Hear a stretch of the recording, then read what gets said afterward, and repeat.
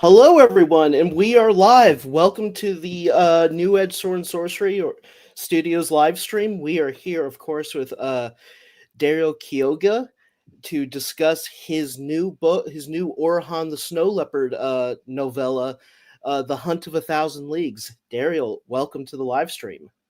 Hi everyone.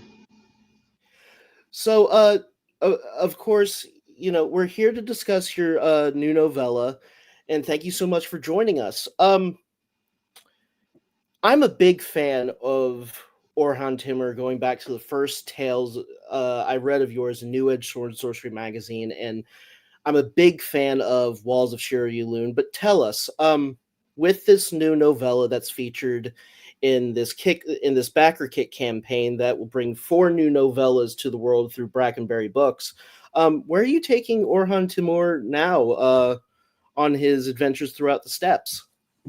All right. Hunt of a Thousand Leagues is one of his earlier adventures. Um, Orhan Timur, by the way, is an outlaw and an exile. He used to be the Kagan or Khan of Khans of the Morgian tribe, so you can recognize where that came from.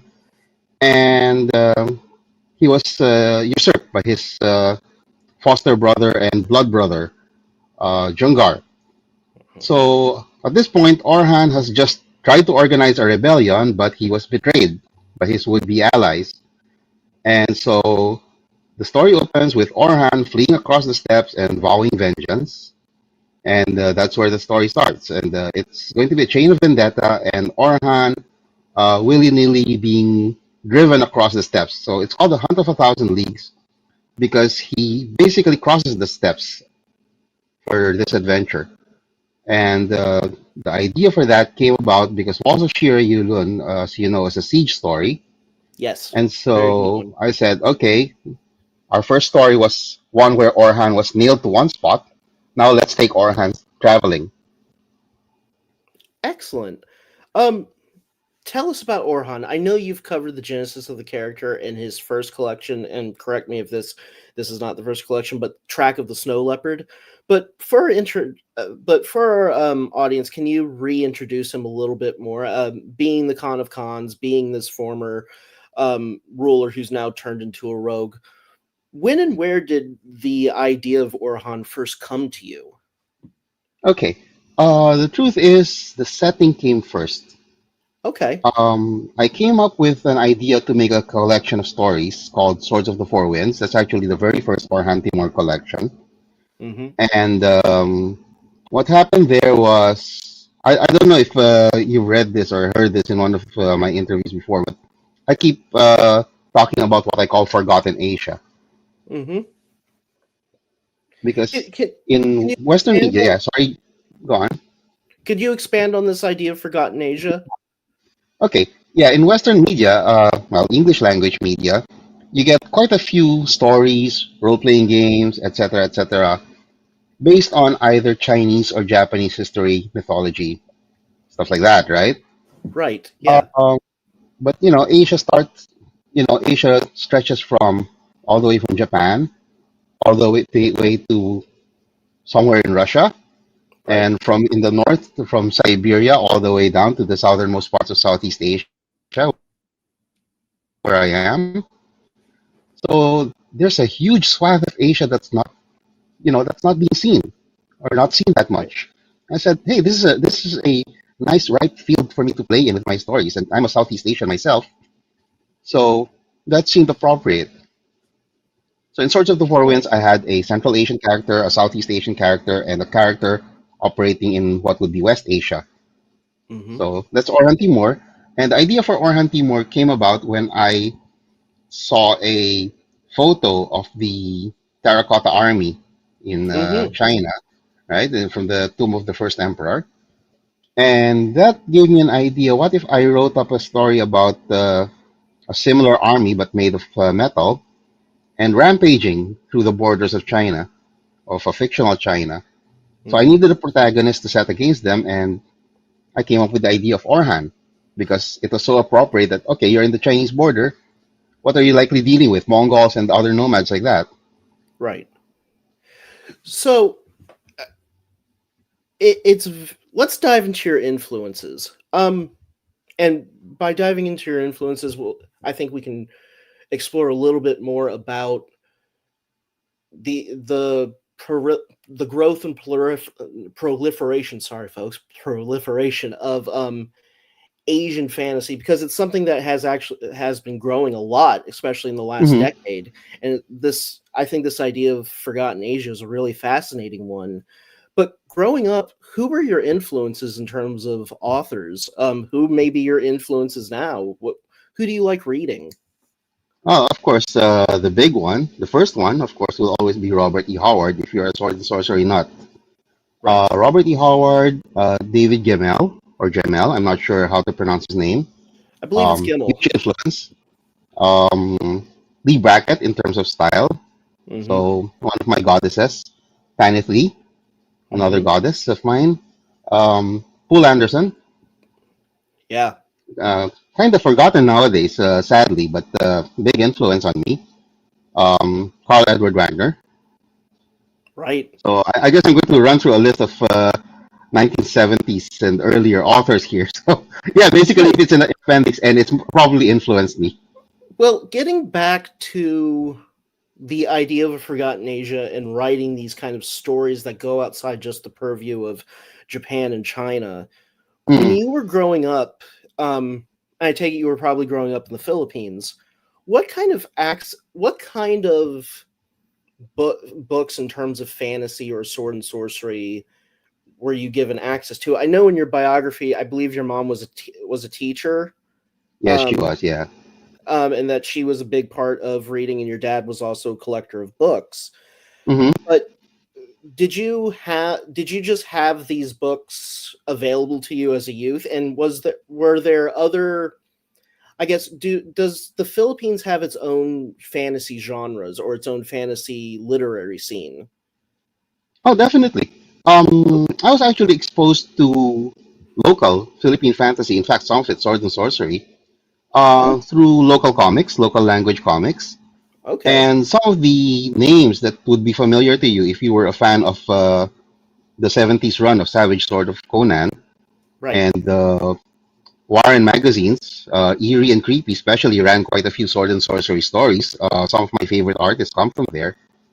So artists like Alfredo Alcala, Mhm. um, what's his name? Ernie Chan, very familiar for his Conan pinups. He Mhm. had a signature Conan look that I'm sure a lot will recognize. A lot of others. Gosh, I'm getting old, so it's hard for me to remember their names at times. But yeah, a lot of these artists and a lot of these authors influenced me, along with local mythologies that my mom would get from the library. And then another thing that influenced me a lot was Nat Geo. I Okay. ended up collecting a huge stack of Nat Geo. Mm. So So I would get ideas from history, from travelers' tales that were there, and that would be translated into fantasy stories. from the fantasy that you had access to from your childhood, especially when it came to like Filipino books and comics, what does that seem like today in terms of fantasy, science fiction?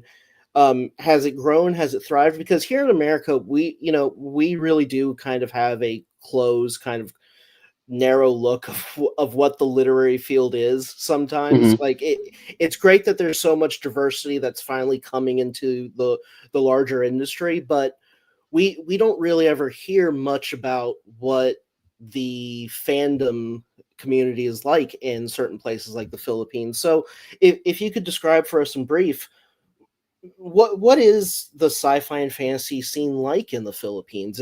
I have to imagine that it's very strong with some of the Well, things that you've already mentioned. okay, I'm not so much in touch with the local fan communities, Yeah. but from what I know, from my gaming group and their friends and the cons that we were able to run quite a while back, yes, there is quite a large fandom. Um, Basically, what we consume is pretty much the same as what your typical American fan would consume because that's where most of our stuff comes from. Okay. We read fantasy and science fiction mostly in English. Okay. The local scene is probably expanding. Uh, we just had one franchise go pretty big. I'm not sure if it was already even on Netflix called Trece. You may have heard of it. It's an Yes. urban fantasy horror thing that Yeah. started as a sort of manga. Yeah. So yeah, Oh, very cool. definitely one of the directions that things are going now. Um, where in the US, urban fantasy took off, Suki Stackhouse, stuff like that. Hmm. Um, we're doing the same thing with our mythologies here. Fantastic. That's great. So diving in a bit further, what drives your interest, which I have to mention you share with fellow author Brent Hammond in Double Edged Sword and Sorcery? What drives your interest in steppe cultures, the Silk Road, and Mongolian society in general? Has this always been a lifelong study or particular interest of yours? And what do you find appealing about writing stories in this era of, In that milieu, um, yeah. yeah, in that milieu? Yes, exactly. Yeah. Okay, for one thing, I spent part of my growing up in India, Oh, okay.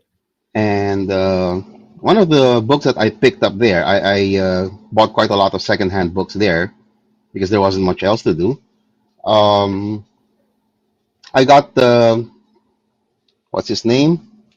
Harold Lamb's Mm, Babur the Tiger, his biography of Babur the Tiger, in this little used bookstall right in view of Red Fort. So that's the great Mughal Fort Palace mhm, complex in Old Delhi. And well, that was so appropriate because it was Babur who founded that empire. mhm, And that was one of the things that introduced me to the Mughals and their predecessors, the Mongols, the mhm. Chingisid Mongols. And that combined with National Geographic, again, Nat Geo, is the root of the problem for a lot of what I do, what I like. Okay, so that got me interested in step cultures because the fantasy of roaming so widely on horseback with the freedom of just getting in the saddle and going wherever. You could have an adventure start in Xinjiang, and the next story he's on the shores of the Caspian because the steppe is a highway, and that's one of the Right. appealing things about it. So, you can really have your adventure go just about anywhere. How much research do you put into, I think when it comes to sword and sorcery and just writing fantasy in general, this is, kind of surrounding the topic of world building. How much time do you think that you put into researching the world that Orhan Timur is going to exist in versus writing it? Like, are you a bigger researcher when it comes to your world building, and then you go about the process of building it, or is that something that you just kind of develop as you write along and as you write the story and towards its completion? Yeah, I research extensively. Um, for one, I don't want to appear like I didn't do my homework. Right. And yeah, it just gives it so much more gravitas if I put that research in and add these little details that make it feel like you are living in a grounded, or rather, you are reading something that could have happened in real life. Although, of course, a lot of the stuff that Orhan does is not realistic, but you, you know, uh, like I said, Robert E. Howard was one of my greatest influences, and his great influences were Talbot Mundy and Harold Lamb, Right. who, of course, wrote, you know, uh, their fiction based in the real world.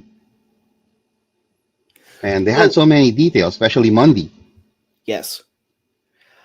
Uh, One thing that I think is interesting about blending the historical with fantasy, which Sword and Sorcery really specializes in, is that you always have to try to make a caveat.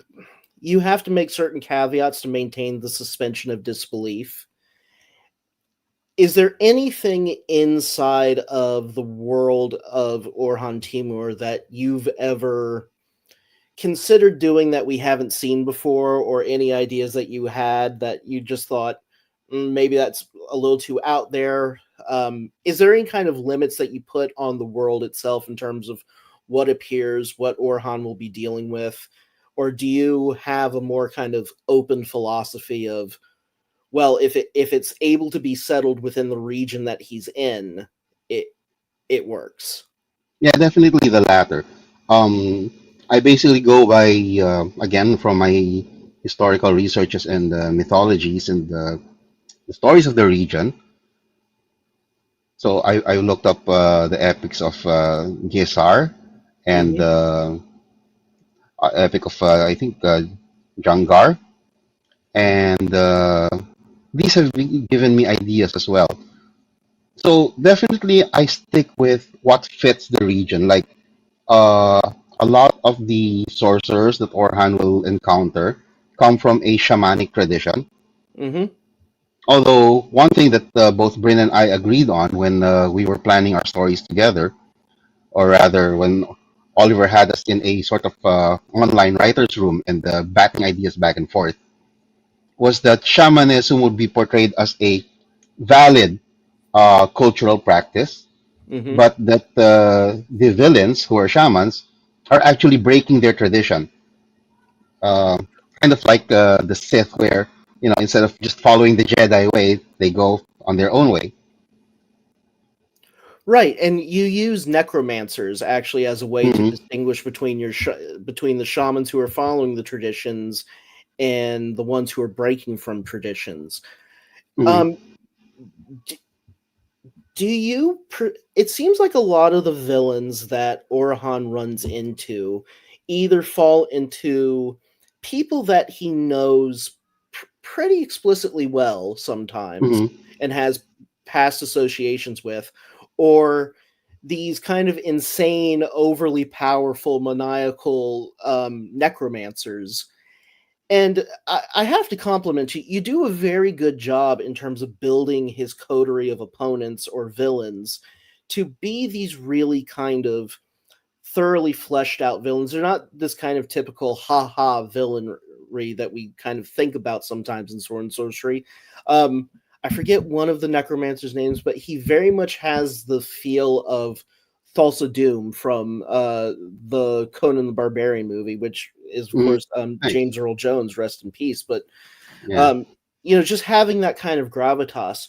What kind of work, or let me try to rephrase this question because this is kind of off the sheet that we're working off of. But Hmm. when you're putting together your villains, what do you think makes a good villain versus maybe an antagonist? Because Orhan has a lot of antagonists that turn into friends, but there's also Hmm. people that strictly stay villains throughout his tales. So just focusing on the villains for a moment, like what do you think goes into making a good villain, at least for you and the kind of stories you present to your readers? Okay. For one, motivation. It Hmm. should be a strong one, and it should feel real. I don't like villains in fantasy that have very constructed motivations, Hmm. where you go into all kinds of stuff about the universe, the gods, and all that. I prefer to keep it on a personal level. What's this Hmm. guy got against Orhan Timur? Right. So that um, linking them to his past makes the connection so much stronger because you know that here they have an issue that's been running for a long time and they need to solve that issue. So again, tying that to the motivation. Um, Also looking for interesting modus operandi. Hmm. So like in Walls of Shira Yulun, you have this shaman, or rather a renegade shaman, who likes taking over control of things, of Right. animals, of the environment, and using dreams. So that feels weird. That feels different. Um, it's not point and zap magic. Right. One of the things that I insist on for sword and sorcery, or rather my brand of sword and sorcery, is that The sorcerer must never use point and zap spells. Like in D&D, Right. okay, fireball, boom. That Right. just makes it feel so, so easy, so lazy in a way. So jumping off from that point, because you mentioned, what you look for in terms of your sword and sorcery, there's always a debate among the sword and sorcery community, and especially its authors, Mm. about what makes sword and sorcery versus high fantasy or adventure fantasy or epic fantasy. Brian Murphy has a really good book about the subject, but I ask every sword and sorcery author I interview, what do you think is the integral thing in the genre that makes it what it is? What is that one ingredient that has to be there? Or do you think it's several ingredients that have to be there? Well, for that one, I agree with Brian and Oliver. It's definitely not just one thing. It's a basket of things, some of which may not be present, but generally, for me, sword and sorcery is swashbuckling adventure with a touch of horror. Ah, So I hew rather closely to Carl Edward Wagner's flavor of sword and sorcery. right. So, stepping away from Orhan for a moment, you've worked extensively with Oliver and the rest of the team at Brackenberry Books over multiple titles now. Um, Hmm. what has been the most surprising thing you've learned under Oliver's editorial, and also in being involved in such a cohesive marketing strategy like the one Brackenberry Books has been using to great success when it comes to these backer kit campaigns? Well, working with Oliver and the company has been mind blowing and mind blowingly pleasurable. Hmm. It feels good to be part of what feels like such a well oiled team. And it opened my eyes to what I'm good at and what I'm not good at. Okay, because I'm very much an introvert. I'm Hmm. pretty much a recluse. So seeing how Oliver handles the marketing and all that, I realized that I'm better sticking to my typewriter and writing Hmm. rather than trying to self-publish and do it all myself. So, So yeah, everybody has their own niche. following that, it's interesting that you mentioned marketing because I was reading a interview you did with DMR Books, and you Mm, mentioned that you mentioned the your kind of reclusive nature and how marketing isn't your thing. mm. Have you been have you taken anything or observed anything with these backer kit campaigns that has surprised you in terms of how effective they've been in terms of just getting word of your work out there? Well, what really impresses me is the power of social media when used by someone who knows how to do it, Right. someone who's got the gift for it, the knack for it. Because I definitely don't. But most of us struggle with it. One more question about Oliver's editorial because I know he's listening. Um, every editor has a distinct style, and I recently interviewed another author he's working with, and someone who's taking part in the same backer kit campaign your novella is in, June Mhm. or June Orchid Parker, Yeah. and who's putting together this wonderful novella, um, Suplex and Sorcery. And I didn't get to ask her about what's unique about Oliver's editorial style. If you could describe being edited by Oliver, how would you go about describing it? Okay. Being edited by Oliver feels more like a collaboration than you are dealing with some high and mighty editorial figure. Um, Oliver seems to be the kind of editor who wants to see your vision realized, Mm, not so much his vision. hmm. So he lets you do what you want. Um, at the same time, he's very collaborative and he encourages a back and forth exchange of ideas, of bits of manuscript, and he'll give some tips on where he thinks it can be strengthened. And that's worked very well for me. Fantastic. So, seeing if we don't have any questions yet, but if anyone's listening wants to ask any questions, please feel free to add a comment there on the YouTube or wherever you're watching this from. Um, let's dig into Dariel at his typewriter.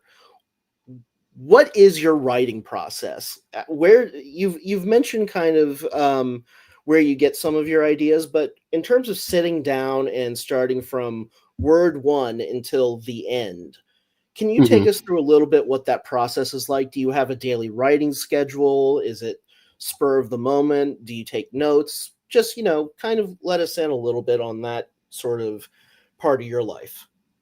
Okay. I'm not very good at sticking to a consistent schedule. Unfortunately, that's something I need to improve on. But when I can get myself to sit down and write, um, a story for me starts with a little germ of an idea. I may start with a character, I may start with a setting, I may start with a story hook. Very often, it's grounded in setting. Mm, So, okay, I have this idea that for a story that will take place somewhere in the steppes, Orhan should be able to handle this. So I'll try to imagine a situation. How would Orhan get involved in this? Start ironing out my premises, start writing down my premises. And then when I have that, I double check. I research. mm, For example, in Walls of Shir Yulun, I decided to have the General Yangbo uh, decide to end his life because he was mm, shamed by one of his deeds. And I had already written a scene in which he had taken off his armor and then picked up his knife. Okay, classic seppuku scene. I said, mm, wait a minute. This might not have been the way that the Chinese did it. So I started researching, and it seemed that hanging was the preferred method of suicide. Sorry about this, but basically, I think if you're writing sword and sorcery, you're going to have to deal with strong stuff. And if you're reading sword and sorcery, well, go into it with a strong stomach. right. Okay. So, okay, wait a minute. I had to rewrite that scene because, uh, you know, they did not commit seppuku. They hanged themselves. So little details that add the groundedness to your story, to your world. Right. Um, are you a plotter or a pantser? Do you outline or do you just start kind of writing and then you worry about putting the story together after the rough draft or in the first draft stage? I guess you would call me a demi pantser. Okay. Uh, I'm about 60-70% pantser, and I have completed stories entirely in pantsing mode. But for the longer pieces, I prefer to do as much planning as I can. I'm still trying to nail myself down to making a full outline. But basically, I will put down the main things. Okay, where should this story start? What does the hero have to do? Who's the villain? What's their motivation? What's their method? Okay. Sometimes I go just that far and I don't make the outline anymore and then just jump right in. Right. So when it comes to, I guess, figuring out the structure of your narratives, is that something that comes to you along the way while you're writing it, or is that something that you already have in the back of your head? Because even if you don't write it down in an outline, you may have an idea of where you want, if Orhan has to get from point A to point B, you have an idea already of how you want him to do that. Or is that Mhm. something that he has to figure out along with you during the process of the story? On the macro scale, that's usually something that's already in the back of my head. On Hmm. the micro scale, sometimes I have to sit down and try to figure things out. Sometimes I have to rework a detail. Um, and sometimes I double check myself, especially where emotion is concerned, because me being a recluse and a rather non-emotional kind of person. So I have to make sure that the story will grip the reader and that the emotions have the right kind of resonance. So I will double check that and see if I can improve it, see if I can redirect it if necessary. Excellent. We actually have a question from the audience. So here, Yeah. I'll put it up real quick. Uh this is from Protargonist. Protagonist. Very good. Okay. I am wondering if the name Timur is inspired from Tamerlane, or if it was a common name of a group. All right. Timur means iron in the Turkic and Mongolian languages, Hmm. and it's a pretty common name or nickname. So Orhan means Lord of the Fort or Lord of the Castle, Hmm. and Timur means iron. So if you put that together, the idea is something like an iron-willed commander or an iron-willed lord, Right. which is Uh, what he does in a lot of uh, the stories. exactly. Thank you And for I the think question. Oliver had a comment earlier. Oh yeah, it just occurred to me that I never asked when Dariel came up with Orhan and what was the spark that led him here, but we covered that for a moment. Hi, Oliver. Yeah, I did. Yeah, uh, but that's cool. So kind of moving on. I kind of want to get back to picking your brain a little bit more about sword and Sure. sorcery, especially in this era where it is definitely expanding and diversifying in terms of its cultural representations. Hmm. What do you like right what do you like about the sword and sorcery genre right now? And where do you think it can improve? Where are the goods, where are the bads, if you've noticed any good or bads? All right. Let's start with the good. Definitely, what I like is that it seems to be exploding in all directions at once, and that's amazing. Yeah. In terms of the diversity of the writers and the milieus they're writing up, you've got Milton Davis and his gang writing up African-inspired sword and sorcery. You've got South Asian sword and sorcery writers now. So that's great. Oliver And also says, the diversity in protagonists and where they come from. I'm very much holding the classic end of New Age and Sword and Sorcery here, writing directly inspired from the pulps. But you've got people who may never have read the pulps doing Sword and Sorcery, and or they may have read the pulps, but they decided to go in a different direction, and that's interesting. yeah. Um, do you think that there is any downsides to this current era? Well, there will always be what we might think of as dilution in the Hmm. genre. Mm, and of course, not everything that's written will be to my taste, but that's pretty much a taste thing, and that's an individual Right. thing as far as I'm concerned. Right. Um, outside of sword and sorcery and the myths and cultures found along the Silk Road, what else do you like reading, viewing, or consuming for your entertainment? Yeah, let's start there. What Yeah. besides outside of fantasy and sword and sorcery and Orhan and the wonderful stories you write, what else do you like enjoying away from Okay. all this? Well, I read quite a lot of history, of Hmm. course, whether it's for a story or not. I read history for pleasure. In fact, I've been consuming more nonfiction than fiction lately. Really? Uh, I also do photography. I've just gotten into underwater photography. Oh, So neat. yeah, these days there will be no more Orhan stories because I've been eaten by a shark. So yeah. What got you into underwater photography? Well, once again, Nat Geo. Okay.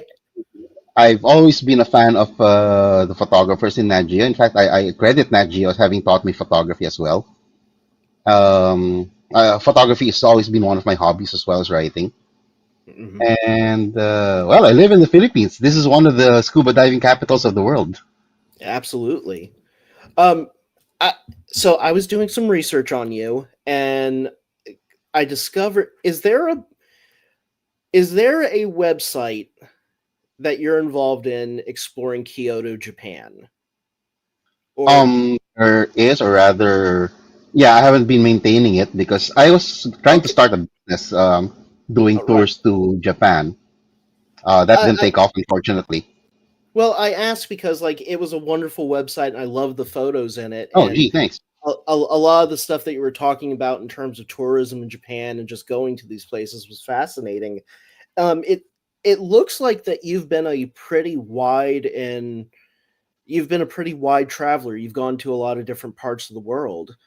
Um, Not as widely as I would like, but yeah, well, I guess I've been to some interesting places. how much do you think traveling has affect and I know that this is probably such a basic and somewhat dumb question, but how much has traveling affected your writing and the stories you tell?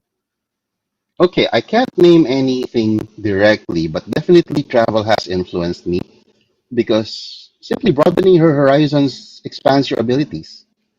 Right.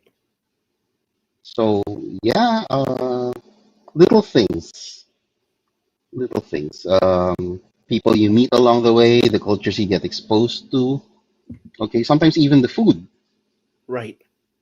Um I noticed also in some of the research I did with you in some of your interviews you mentioned that you're a big movie fan, that you've taken in a lot of cinema.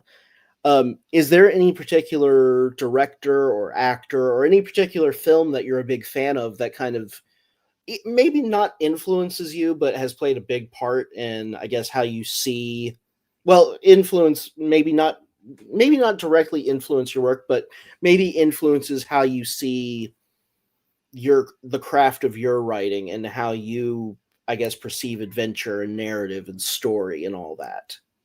Okay, well, definitely a lot.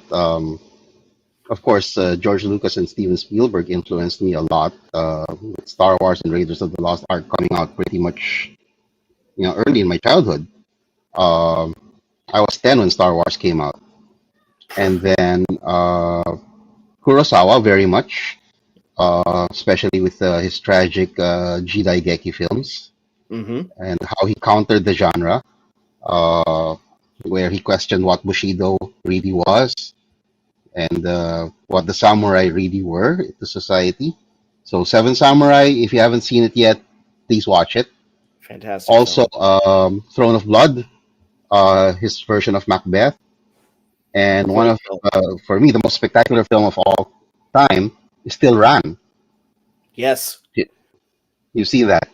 Yeah. Oh, it's one of the most gorgeous films you will ever see put to screen. The color, Mm. the breadth, the epicness of Yeah, just everything. Watching the art, that there's that scene where all the samurai are in their red armor and they're just riding across the hills, and it's just something out of it's just magical to watch. it's You incredible, mentioned right? you mentioned that I believe in an interview that you were influenced at one point by Clavel's Shogun. Yes, that too. Um, have you have you seen, having read the book?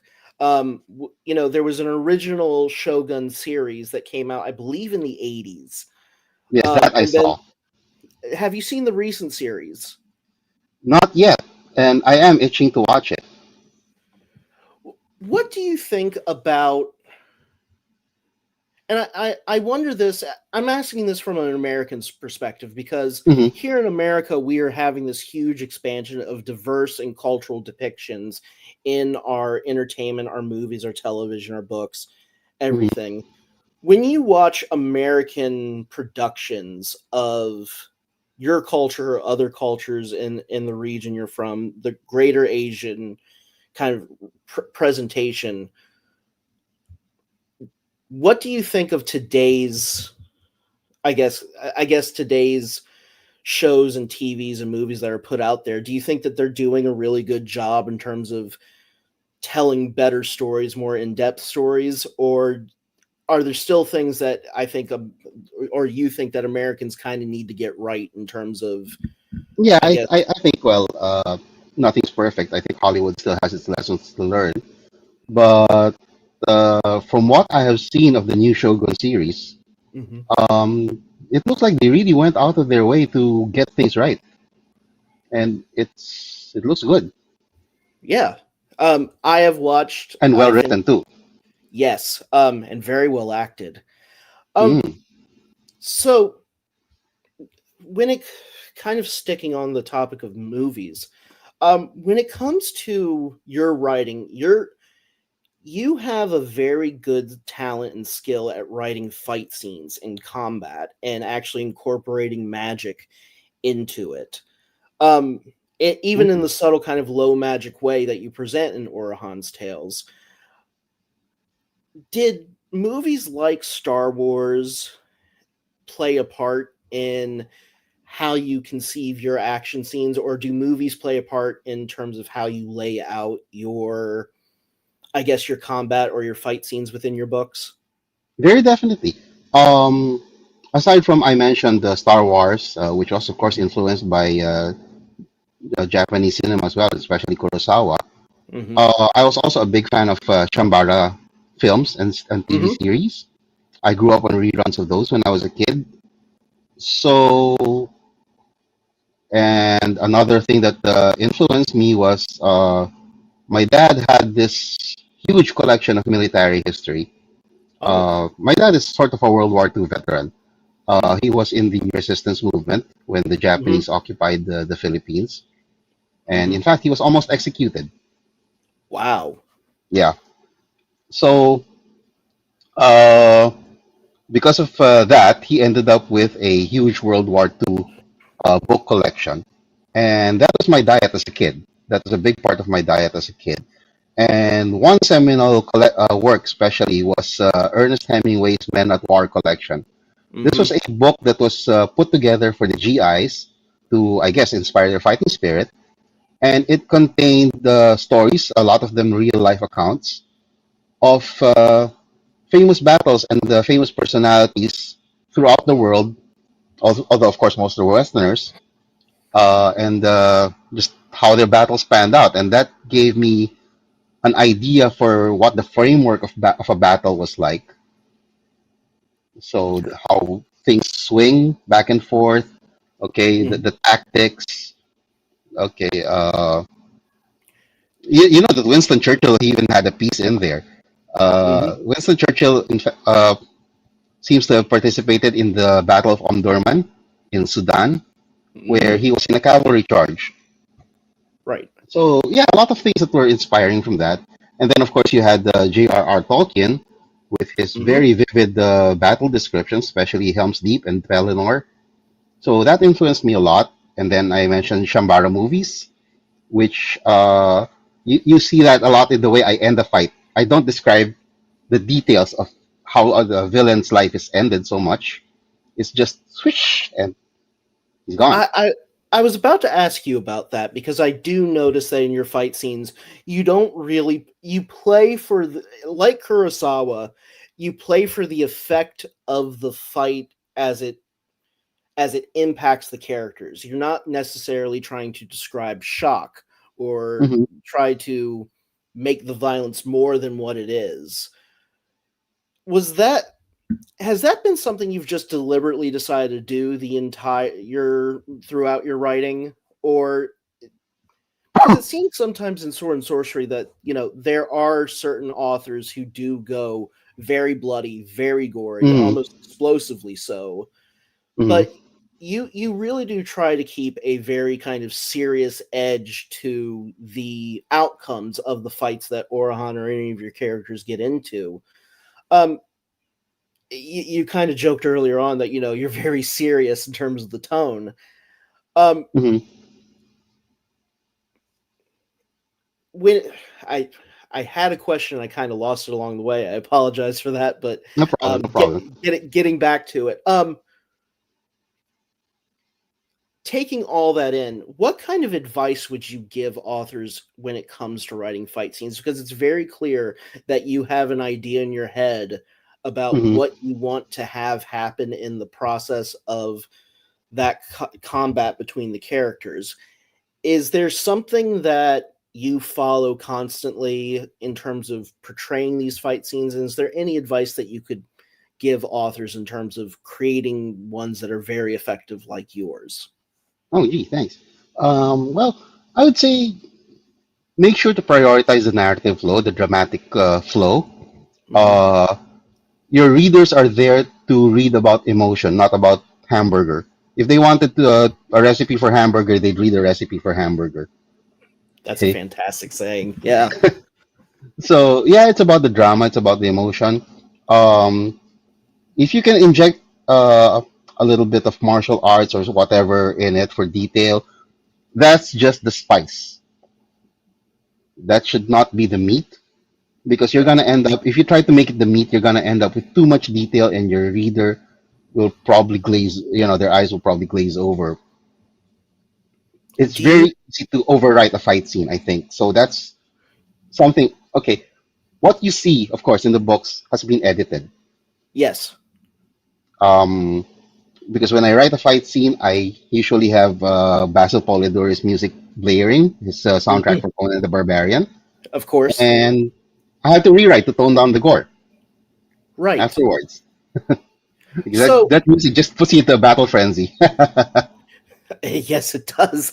When it comes to editing those fight scenes, and you say you have to tone down the gore, how much do you? When it comes to your overall manuscript, how much do you think you leave in from that first draft versus the draft after it? Like, how much do you think Hmm. gets changed? Okay, because my writing process, I know this. A lot of people will tell you this is a no-no, Yeah. but I have a tendency to. I start a writing session by going over what I've written, or at Hmm. least the last several hundred words or thousand words of it, and tweaking. Okay. Yeah. So in terms of the final, I can't tell you just how much made it in because it's already been tweaked along the way. But I guess, yeah, I do either cut or rewrite about 20-25% or more. Okay. Excellent. So Okay.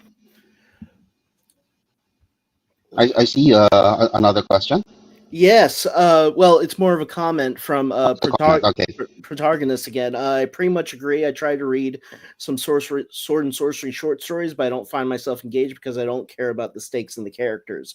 Mm, Uh, Once again, thank you, protagonist, for the question. Kind of getting into that, hmm. there's a lot of work out there today where it seems like sometimes the stakes aren't clearly defined to the readers until maybe a quarter of the way in, half of the way in. There's a lot of different ways to write stories and present the problem now.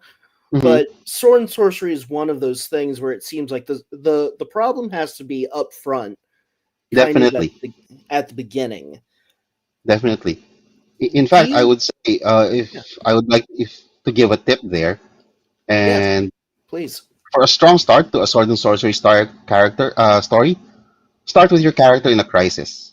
Hmm. I think that's I always use it, and I always try to be really cinematic with it, and Hmm. I think that really helps hook readers. How much? Well, how much do you? I know you said that you're reading a lot of nonfiction right now, but Mm. when you are reading fiction, what are there any particular authors that you kind of look out for these days? Either old or new. Is there anyone that you find, I guess, from the past that you keep coming back to, or is there anyone here and now that you're really impressed with in terms of what they do with their work?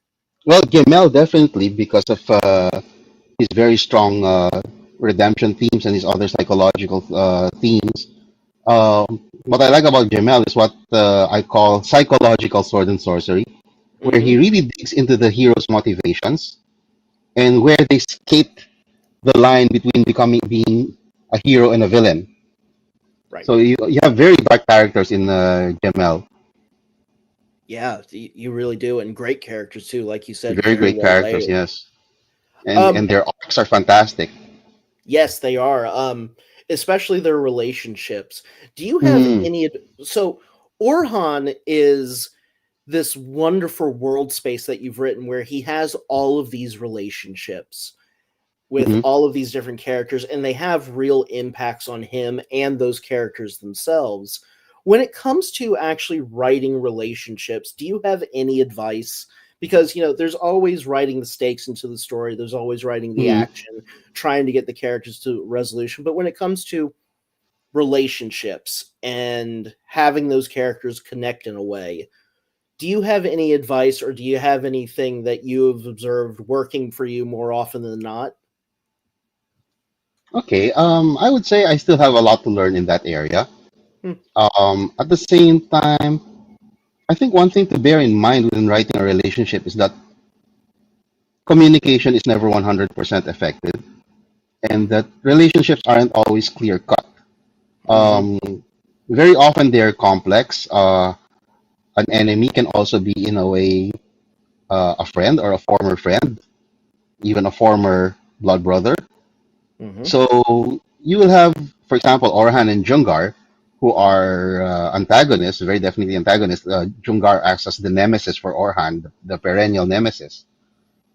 And I have had, I think, at least one story where Jungar found he could not kill Orhan himself.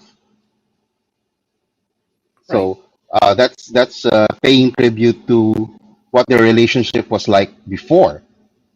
And if you got the bonus story for the last crowdfund, in which I had Orhan and Jungar acting together, you could see right, there was still a real bond between them at that time. right. Um, and by the way, that bonus story, if anyone has gotten their hands on it and hasn't read it yet, it's fantastic. Everyone should go and check it out. Thank Um, you. you're still in the process of putting together the final manuscript with Oliver for The Hunt of a Thousand Leagues, which is That's scheduled to right. be Yeah. released in 2026. We've been talking about writing and your approach to the craft. One thing I always ask authors who are kind of in the midst of creating the manuscript, with this narrative, The Hunt of a Thousand Leagues, are there any things that are surprising you as you continue to work towards the path of putting together the final form of the story, if any?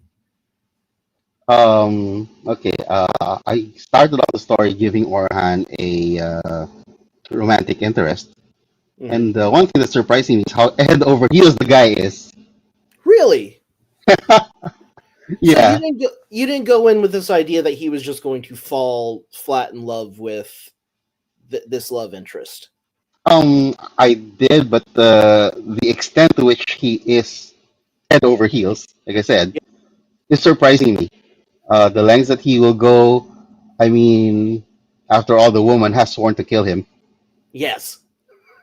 So you'll find how that resolves in the story. I'm actually still finding out the details, although do know how it will end. But uh, uncovering the details as I write is interesting. Right. Um, how do you so as much you kind of say you're a demi pantser. Hmm. Um, do you remain a demi pantser because of the strength of having that kind of discovery along the way? Yeah, I believe so. Okay, I think serendipity is a huge part of what goes into my writing that's a very good way to because put it. as I develop an idea, I easily get surprised. In fact, I'm often surprised by what I come up with while I'm already in the process of writing. Oh, Sorry. oh no, no problem. Fantastic. Um, well, we have reached the end of our interview. I have one last question for you, but Hmm. before we go into it, I want to see if there's anyone on the live chat or on the Discord that wants to ask Dariel any questions before we go. Um, Anyone who's watching, please feel free to leave a comment and we'll get to it. But we'll get right into the final question I have for you. Um, Sure. I would like to help our listeners and your future readers, because I'm sure they will become your future readers once they dig into Orhan and his wonderful world. Um, where can we find you online? And more importantly, where should people start reading the Orhan stories from? Would it be the Track of the Snow Leopard, that first collection, or can they start from the Walls of Shira Yulun? It's kind of clear that like these stories are not necessarily told in chronological order, Mhm. but do you have a suggestion on where people should start reading this character and what the book they should all go buy right now while waiting for 2026 to come around? Well, definitely get the Track of the Snow Leopard or Walls of Shira Yulun. It depends on you as a reader, I would say. If you're more used to reading fantasy novels, then Walls of Shira Yulun would probably be your best entry drug because it's longer. Hmm. But really, you can jump into the Orhan tales from any point. I have two collections that feature Orhan on my Amazon page, Swords of the Four Winds and Swords of Track the of the Four Snow Winds. Leopard. Um, there are also there's also another Orhan story on Heroic Fantasy Quarterly, the That's best right. of Volume 1. And there will be more, definitely. This character he seems to keep generating story hooks for me. Right. Uh, So yeah, and definitely they will all be episodic, so a reader could jump in at any point, get another at any point in the sequence. They are never serially linked, but you will see that there is an arc if you read enough of them. right. And I will say I've read a good number of them to know that there is an arc, definitely. Um, this question just popped into my head. I know that that was Sure. supposed to be my last question, but there's always a question in Sword and Sorcery about the short story versus the novella versus whether or not Sword and Sorcery can be translated into a novel. Hmm. I have two final questions about this topic, and then, of course, thank you so much for being with us, and I'll let you go from there. But do you think Sword and Sorcery is better suited to shorter fiction formats, or do you think that it can translate well into a novel? And if it can, do you have any interest in ever writing maybe an Orhan novel? Yeah, definitely. I would like to try writing an Orhan novel. How suitable is Sword and Sorcery for the longer formats? I believe its natural home, its natural environment is the short story or novelette. Hmm. Uh, that's just enough to tell you a tightly woven uh, cinematic story without having to go into too much detail. Because Sword and Sorcery, I think one of the strengths of Sword and Sorcery is that it paints in broad brushstrokes. Right. So, yeah, an author shouldn't feel obliged to provide too much detail in Sword and Sorcery because it's the strength of the narrative that should drive the story. It should drive the reader to continue reading. And so I think that's best expressed in the shorter 8 to 15,000 word range, I think. Fantastic. We actually have one more question, then we will let you go. This is from Bergie over on Discord. Hi, Bergie. Um, any Dariel, are there any sword and sorcery writers that you feel are underrated or just underread that you enjoy or have drawn inspiration from? You mentioned Carl Edward Wagner earlier, but is there anyone else that you think that people should be reading more of in the sword and sorcery vein? Hmm. Okay. I'm very much a classic sword and sorcery guy. I'm not that Mhm. familiar yet with the newer authors. Um, Howard Andrew Jones has been pretty big already, but if you haven't read him yet, please do. Absolutely. Definitely that. Um, and after that, I think I'm gonna go back to the classics. Read Carl Edward Wagner. I know his fiction is rather hard to find on the market. I think. Um, but also read Paul Anderson. Paul Anderson for me is a rather underrated, underappreciated writer nowadays. But his sword and sorcery and his fantasy in general, even his science fiction, for me, they are very good examples of tight storytelling, good world building, especially very good world building Yes. that does not get in the way of narrative. That's important because I think nowadays you get world building to the extent that you are reading an encyclopedia more than you are reading a story. Right. And Yes. Yeah, get back to reading stories. Excuse me. Right. No, that's great, and I think that's a great place for us to end. Bearji, thank you for the question, and for everyone at home, thank you so much for coming and checking out our conversation with Dariel Quiogue, a- and his new novella that will be coming out in 2026 as part of this soon to be funded backer kit campaign from Brackenberry Books. His novella, of course, is The Hunt of a Thousand Leagues, which is another Orhan Timur story that we can't wait to dig into. Dariel, thank you so much for joining us. Thanks so much, Jay. Everyone, have a good night.